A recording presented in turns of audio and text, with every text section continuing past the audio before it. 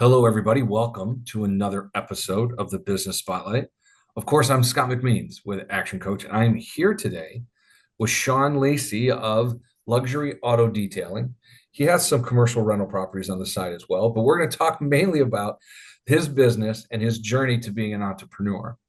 So, before we get into all the details, I want Sean to introduce himself and tell us a little bit about himself. So, Sean, the camera and the microphone are yours.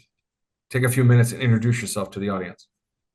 Thank you, Scott. I appreciate it. And I really appreciate the opportunity to be on your podcast and just the time that you've taken to put this all together and to invite me on. So I'm very grateful for that. So my name is Sean Lacey. By trade, I'm an engineer and I work in the commercial HVAC industry full time as an application engineer for air control products. So in layman's terms, it means I help engineers design better buildings with mechanical systems. But along with being an engineer, I have a passion for entrepreneurship, business, and just helping others. So I have a business called Luxury Auto Detailing, which is going to be the main kind of focus of our conversation today. And in that, I started it about 3.5, 4 years ago as an actual business, but I've been detailing cars since I was in high school, so probably 7, 8 years. And it was born out of a passion of vehicles and really just organization and making things look better than they were before. And in doing that, I'm able to be around a bunch of nice cars, meet a lot of great people, and really provide a service that most people don't want to do themselves. So I've worked on my fair share of disgusting, ugly cars, but I've also worked on my fair share of very, very nice cars and very, very expensive cars. So it's been a great mix. It's been a lot of fun, and we've been able to employ high school and college kids along the way in a part-time job, pay them really well, and kind of serve as like a mentoring type of opportunity. So I often feel like my personal ministry serves in business. And if I can use business and I can use entrepreneurship to share Jesus Christ with people, then by all means, that's what I'm here to do. And I really enjoy that a lot. So along with the detailing business, I have a few rental properties that my wife and I own together. And basically it's just single family houses. We get to provide a nice place for our tenants to live. And if we can take care of them and serve them in the process, it's a win in our books. Sean, that's an awesome story. I appreciate you sharing that with me and the audience.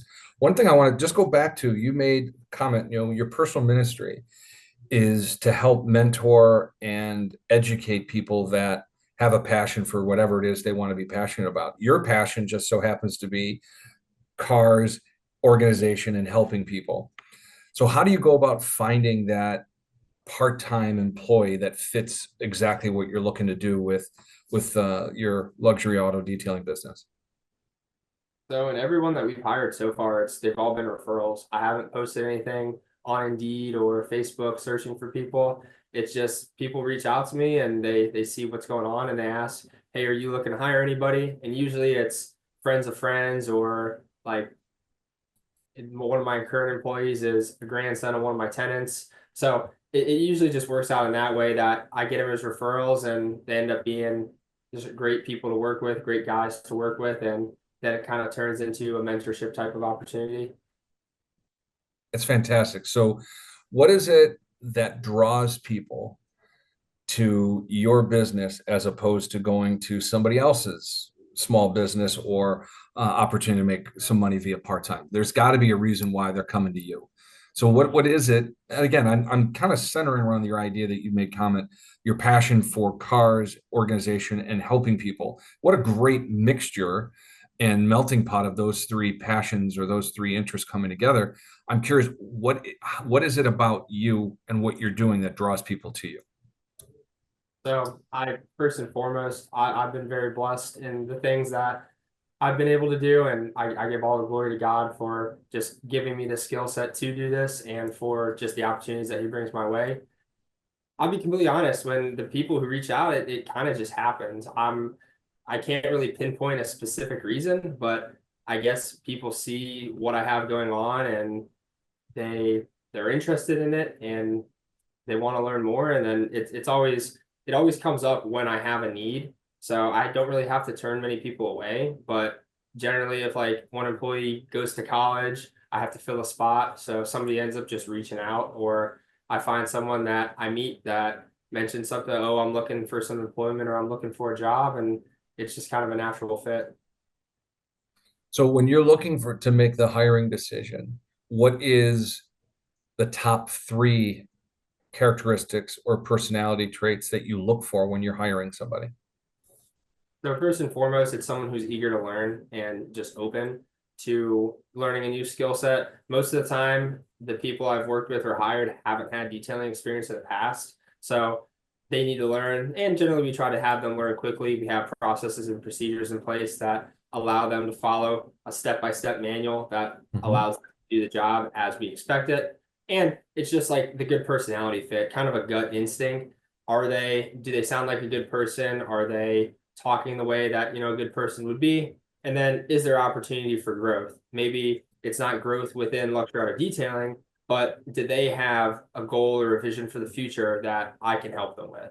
And like a lot of times I tell the kids that work with me, it's like, I don't expect you to work with me for 5, 10 years. If this is a 6 month year type of thing and I can help you get from one place to another, that's what I want.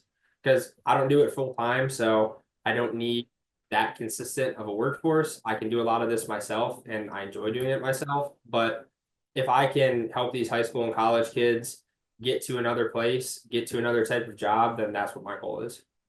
I like that a lot. There's three really good reasons why. Somebody who's eager to learn and is process oriented.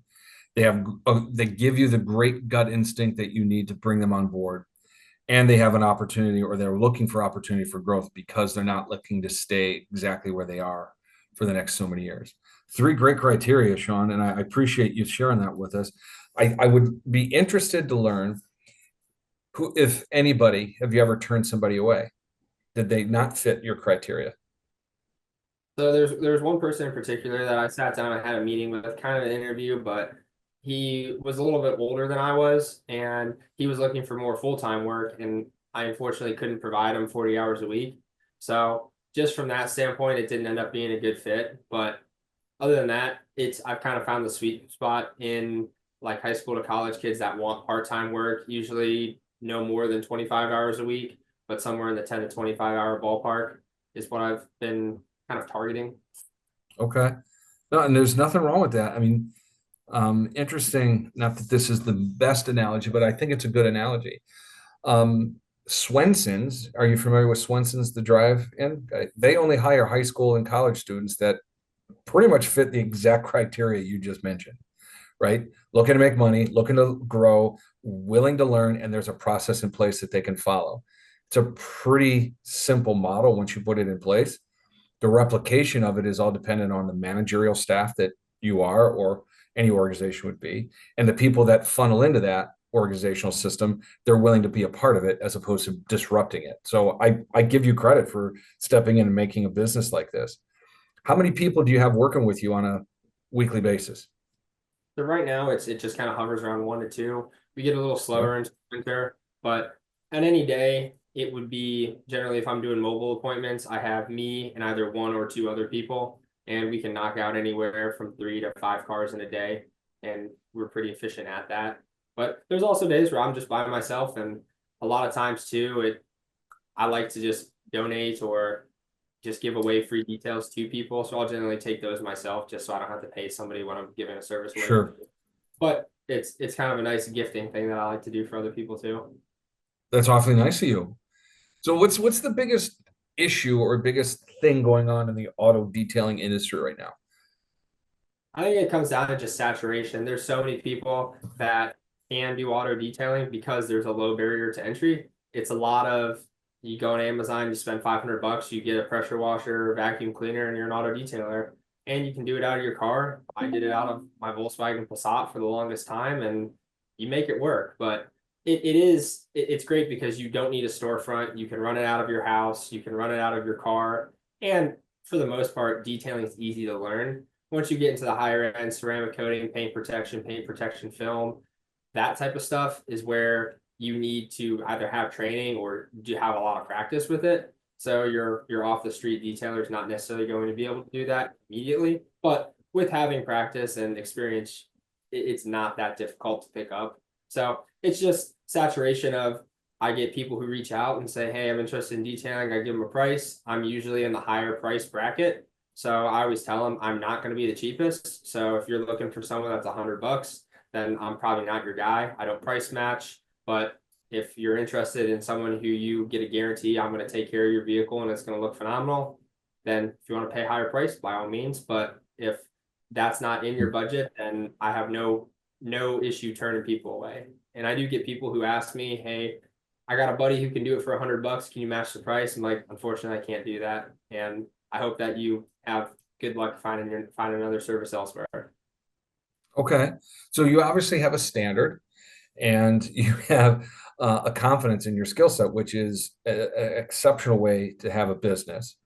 When it comes to you, why would somebody be willing to pay extra money for you? What is Sean Lacey's value proposition for luxury auto detailing?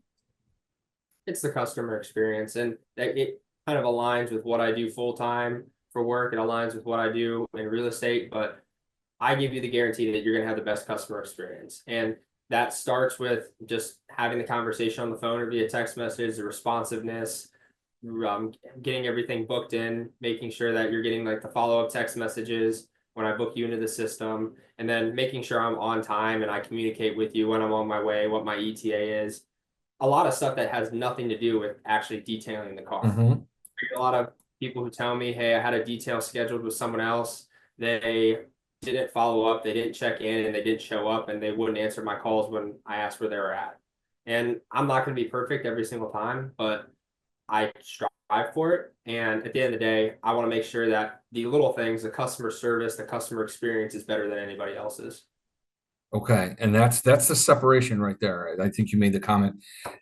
Anybody can be an auto detailer. It's such a saturated market. But if the guy is going to be unreliable, unskilled, and non-communicative, he's probably not going to be there very long. If you are like Sean and the work that you guys are doing at Luxury, you get a customer experience that you're on time, you communicate the quality. And if I remember correctly, you did say you guarantee your work. Can you explain the guarantee a little bit? So essentially, if I miss anything or I mess anything up, number one, we're insured and bonded. So if I were to damage a vehicle, I have insurance to back it up, or I just pay for it outright. But generally, if something goes wrong or something is missed, I come back, I take care of it at no extra charge. Yes, it's unfortunate. Yes, I strive not to miss things. It's happened in the Mhm. past, but thankfully they've been few and far between. But when something like that happens, I'll move mountains to make sure that it gets taken care of and that the customer is satisfied at the end of the day. Perfect. No, that's exactly what I think every customer is looking for, regardless of the product or service that they're purchasing. They just want to feel comfortable. They want to feel good. They don't want to feel as if they've been sold something. They want to buy something they feel good about. And if you are telling them, this is when I'm going to be there, you show up when you say, you do an amazing work and you guarantee it, that's a really hard proposition to beat by anybody else's standards. So I give you credit on that. That's awesome. That's the way it should be. When you're looking at To in doing, time go job, ahead. but or we talk about a lot in my full-time job, but people do business with those they know, like, and trust. And that's kind of what I try to embody. So a lot of my customers are through my connections, through my full-time job or friends and family, but the bulk of my customers are from referrals. So if someone has a good experience, they share that experience with somebody else, and it kind of does the sales process for you. But Mhm. that's where the fun is too. My favorite part about the business is talking with customers, talking on the phone, texting, helping them find the solution that best fits them, and even a little bit of the negotiating in there too. The fact that you like to find the best solution, that tells you a lot about what your mind is focused on. It's not the dollars that come with the deal you're doing, it's finding the best solution so both people turn away or walk away from an engagement happy. You exchanged your time and talent. They gave you money to do it. They gave you a dirty car. They get an amazingly clean and respected car in return. It's a pretty good exchange. Sean, what would you say now is the biggest challenge you've faced since opening your doors 3.5, almost 4 years ago? I think it's the time aspect. There's a point where I have more work than I have time to do, and it's also kind of the control side of things. I like to make sure things are done to my standard, and trusting employees to carry on that same standard is kind of a little bit difficult because you Yeah, think the delegate and elevate type of idea that most business owners and entrepreneurs come to, no employee is going to do things the exact same way that you do. So you kind of have to put that trust in them and understand that sometimes things aren't going to work out. So it's kind of the time, but also just figuring out where I want the business to go in the future. I don't want it to be something that I use to quit my full-time job because I love my full-time job. But on the flip side, it is nice to have as a side hustle and a business. And like we talked about before, using this as an opportunity for when I have kids to give them and their friends jobs and for tax write-off sure. for great. So I'd love to have more time. I'd love to have more time to detail cars, and I'd love to potentially hire somebody full time that could just manage the business on the side, but I'm not pushing for that right now. Okay. No, that's good because you're going to grow at your own pace, and that is your decision to make. Um, what are some of the best challenges that you can share with the audience that you feel proud and would love to brag about? All right, this is a challenge I had. This is how I fixed it. What would be the biggest challenge you think you faced and overcome over the years? I think it's just how I integrate the business into my life and trying not to work 80, 90 hours a week. I Hmm. think I'm a kind of a workaholic by nature, and I love to always be busy. I love to always do things, but I got married in the last month, and that's kind of helped me realize like downtime is okay. Spending time with my wife is good, and I don't always have to be cleaning something, fidgeting with something. I can just sit on the couch. I can just hang out with her. And in our relationship as a whole, both dating and so far in marriage, it's taught me a lot about how I can focus my time and I don't always have to be working. So it's how the business integrates into my life, and I've kind of come to the conclusion that when I'll work Monday through Friday at my full-time job, and I'll detail on Saturdays. Maybe here and there I'll throw a car in the evening during the week, but other than that, I used to work 7 days a week, and I don't think I got to the point of burnout, but I was definitely close.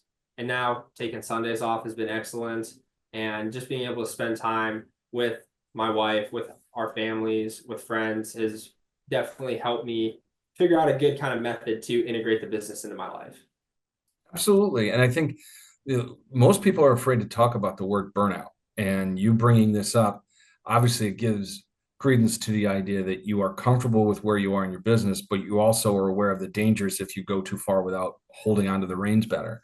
When you think about burnout, what does that mean for the business if you continue on a path that allows you to burn out? I mean, you clearly are working against that. I'm just curious, what do you think is the implication of not paying attention to that aspect of the business? Yeah, no, absolutely. I think if it gets to the point of burnout and I'm kind of the sole person responsible, then it either means the business ends or I sell the business. So I want to keep it managed enough, have employees enough so that they can share work. And if I end up having either like commercial location or pole barn at my house to do the work in, then that would definitely make having more employees and bringing in more cars easier versus just relying mostly on mobile appointments that I have to handle. So I think it's just it could basically mean the end of it for me. And I don't know if this luxury auto detailing is meant to run forever. If it is, great. If it's not, that's fine. That's whatever the Lord has in his mind for the plan, I'm just here for. So I don't want to burn out because obviously I think areas of life, not just business. And that's the part that I'm more concerned about outside of the business.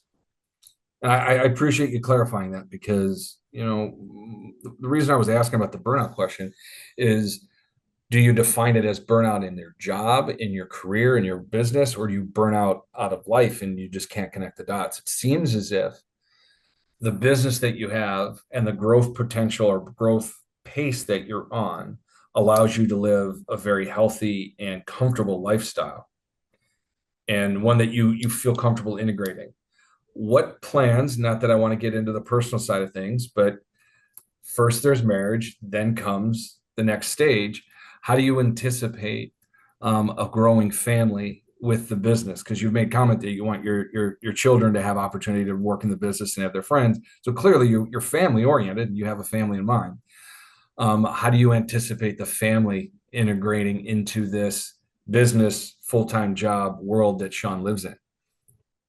No, that's a great question too. And it's something my wife and I have talked about a lot. And it kind of ties into not necessarily like I'm at a point where I work pretty much every Saturday. And she's mentioned like she would like to have some Saturdays where I don't work, and by all means, I don't blame her. So I think there will Mhm. be times where I don't work every Saturday. I still think I will do it, but I think it'll be more exclusive of a service almost to where I'm Mhm. only taking kind of the higher paying jobs and working with the customers that have said higher paying jobs.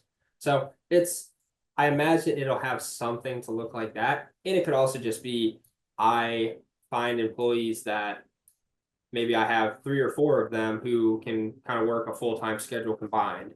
And then I can just have people drop cars off at my house, or I buy a commercial location, something of that nature that could allow for the business to continue to grow while I scale my time back. So it's kind of Sure. the ultimate challenge for a business owner. How can you become obsolete while increasing how the business runs and improving the business? Well, you made the comment, right?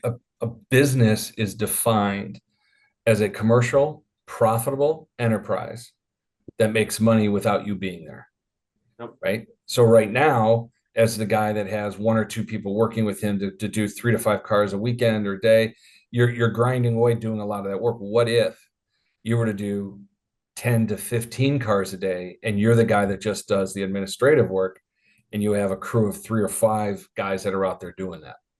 Yep. And money is coming in, money's going out, right? There's a whole now different outlook on the enterprise of what you do versus you have a job that you work on 6 days a week and then you do this. So there's plenty of room to grow, right? There's plenty of opportunity to take advantage of what's in front of you. And as you've said, your your faith in what you're doing and your willingness to help mentor and guide other people that are willing to be a part of something bigger than themselves, I think you have a really good foundation for what you're trying to do next. And what you're doing now is only the foundation for what's going to happen next. So kudos on all that. But in my mind, setting yourself up for failure doesn't mean you work 6 days a week. It means you have somebody else working for you.